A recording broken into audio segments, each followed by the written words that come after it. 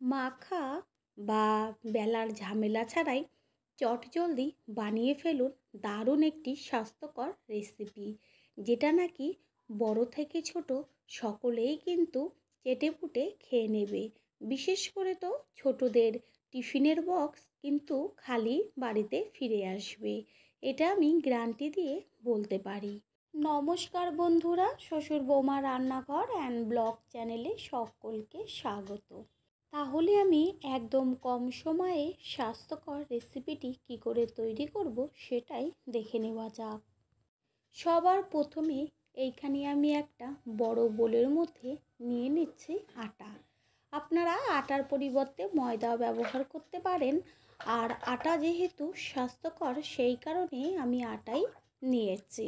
এখানে একটা মাঝারি সাইজের বাটির 1 বাটি আটা দিয়ে তার মধ্যে দিয়ে দিচ্ছি লবণ, আর দিচ্ছি 1/2 চা চামচ চিনি। চিনিটা দেওয়ার কারণ হচ্ছে সমস্ত কিছুর ব্যালেন্সটা ঠিক রাখার জন্য।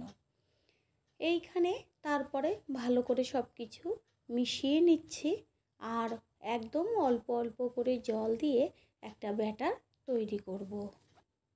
অল্প অল্প জল দিয়ে আমি ব্যাটারটা তৈরি করব, যেন কোনো রকমভাবে ব্যাটারের মধ্যে ডেলা না পাকিয়ে যায়।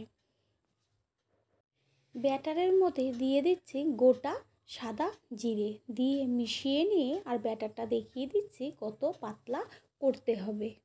ব্যাটারটা সম্পূর্ণ কমপ্লিট। এবার একটি ঢাকনা দিয়ে ঢেকে রাখবো।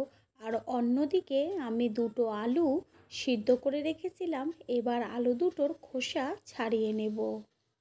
পুরনো বন্ধুদের সবসময় এইভাবে আমাদের পাশে থাকার জন্য অনেক অনেক ভালোবাসা। আলুর খোসাগুলো ছাড়িয়ে নিচ্ছি। খোসা ছাড়িয়ে নেওয়ার পরে একটি ছুরির সাহায্যে আলুটাকে একদম ছোট ছোট করে টুকরো করে নেব।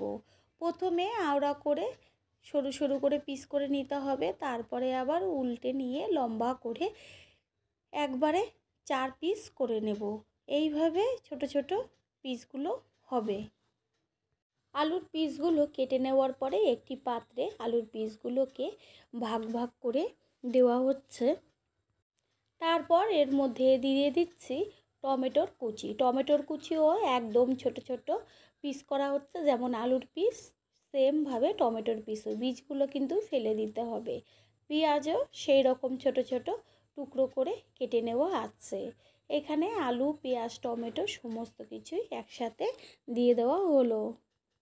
দেব ঝালের জন্য কাঁচা লঙ্কা কুচি, আর দেব কুচিয়ে নেওয়া ধনেপাতা। এখানে কিন্তু আমি ধনেপাতার পরিমাণটা অনেকটাই দিয়েছি, আর ধনেপাতাটা একটু বেশি হলে টেস্টও কিন্তু তেমনই বেশি হবে। এরপরে এর মধ্যে দিয়ে দিচ্ছি পরিমাণ অনুযায়ী বিট লবণ। এইখানে বড় চামচের 1/2 চা চামচ বিট লবণ দেওয়া হয়েছে, আর দেওয়া হচ্ছে বড় চামচের 1 চা চামচ গোলমরিচ গুঁড়ো। যেই পাত্রে আমি সমস্ত কিছু নিয়েছিলাম সেটা কিন্তু ছোট হয়ে গেছে, তাই একটু অন্য পাত্রে নিয়ে নিচ্ছি। তারপরে এর মধ্যে দিয়ে দেব 2টো ডিম ভেঙে। নতুন বন্ধুদের আমাদের চ্যানেলটা ভিজিট করার জন্য আন্তরিক শুভেচ্ছা। রেসিপিগুলো যদি ভালো লেগে থাকে সাবস্ক্রাইব করে দেওয়ার অনুরোধ রইল, ও পাশে থাকা বেল আইকনে ক্লিক করলে পরবর্তী ভিডিওগুলো সবার আগে আপনাদের কাছে পৌঁছে যাবে। এবার সমস্ত কিছু একসাথে ভালো করে মেখে নিতে হবে। সকাল হলেই কিন্তু মায়েদের চিন্তা থাকে বাচ্চাদের টিফিন নিয়ে। কোনো রকম চিন্তা ভাবনা না করেই এই টিফিনটা করে দেবেন, বাচ্চারা অবশ্যই আনন্দ সহকারে খাবে। গ্যাসের ওভেনে একটা ফ্রাই প্যান বসিয়েছি, আর ফ্রাই প্যানটা গরম করে নিয়ে তার মধ্যে দিয়ে দিচ্ছি একদম অল্প পরিমাণে সাদা তেল। তেলটা শুধু জাস্ট পুরো ফ্রাই প্যানে যেন ছড়িয়ে যায় তার জন্য। এরপর একটা ডুবো হাতা দিয়ে 1 হাতা করে ব্যাটার নিয়ে তারপরে হাতার পেছনটা দিয়ে সুন্দর করে ব্যাটারটাকে ঘুরিয়ে দিতে হবে। এইখানে কিন্তু আপনারা অন্যান্য সবজিও ব্যবহার করতে পারেন, যেমন গাজর গ্রেট করে দিতে পারেন, ক্যাপসিকাম, ফুলকপি, তবে ফুলকপিটা একটু ভাপিয়ে নেবেন। ঠিক এইভাবে হাতার পেছন দিয়ে সুন্দর করে ঘুরিয়ে দিলে রুটিটা কিন্তু দেখতে খুব ভালো লাগে। গ্যাসের ফ্লেম মিডিয়াম টু হাইয়ে রেখে রুটিটাকে করে নিতে হবে। নিচের পিঠটা সামান্য 2 থেকে 3 মিনিট হলেই কিন্তু উল্টে দিতে হবে ওপরের পিঠটা হবার জন্য। এরপরে এই ওপরের পিঠটা কত সুন্দর ফুলে উঠছে। রুটির উল্টে নেওয়া পিঠটার উপরেই কিন্তু সমস্ত যে সবজি দিয়ে ডিম দিয়ে মেখে রেখেছিলাম সেটা চামচের সাহায্যে পুরো রুটির গায়ে মাখিয়ে দিতে হবে। এই পর্যায়ে গ্যাসের ফ্লেমটা লো করে দিতে হবে ওপরে যে আলুর পুরটা দেওয়া আছে সেটা হবার জন্য। আর ওপরে ছড়িয়ে দেওয়া হলো সামান্য সাদা তেল। 2 থেকে 3 মিনিট হতে দিলেই কিন্তু রুটির ওপরে যে আলুর পুরটা সাজিয়ে দেওয়া হয়েছে সেটা কিন্তু রুটির সাথে সুন্দরভাবে আটকে যাবে। এটা আপনারা ঢেকেও দিতে পারেন, তবে ঢাকার কোনো রকম দরকার নেই। রুটিটা আস্তে করে নাড়ালেই বুঝতে পারবেন যে আলুর পুরটা আটকে গেছে কিনা। তারপরেই উল্টে দিতে হবে। আর কত সুন্দর ডিম দেওয়াতে রুটিটা ফুলে উঠেছে সেটাই দেখাই যাচ্ছে।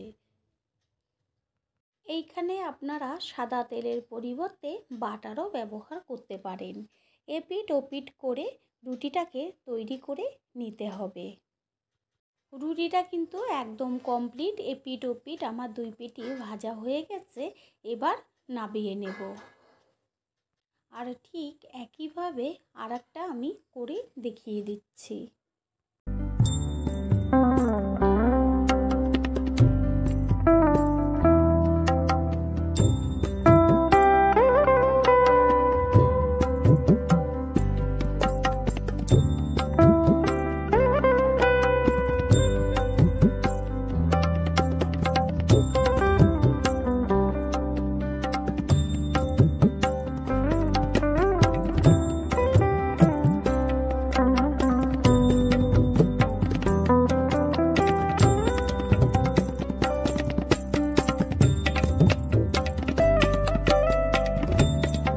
তৈরি হয়ে গেল আজকের রেসিপি।